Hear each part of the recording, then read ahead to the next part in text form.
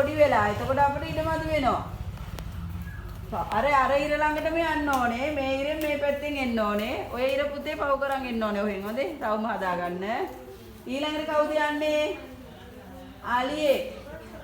ආලිය කොහමද යන්නේ? දිග ලොකු තඩි කන් දෙකක් තියෙන නේද? කන් ඔලෝලෙම එන්න ඕනේ ආලියා. ඕන මෙහෙම ඔල්ලලා එතෑයි. නැත්තම් ඔම උඩ වෙලා හදාගෙන එන්නත් පුළුවන්. හොඳේ. හොඳට පාත් වෙලා ආලියේ ගමන කොහමද? බර ගමනක් යන්න ඕනේ. හොඳේ. ලොකු කන් දෙක ඔල්ලලා යන්න. 1 2 3 4 යන්න. 1 2 හොඳට පාත් වෙලා යන්න ඕනේ.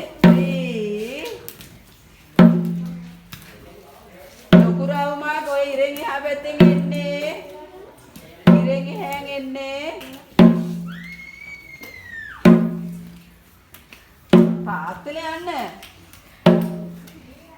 ඉස්සරහට බර වෙලා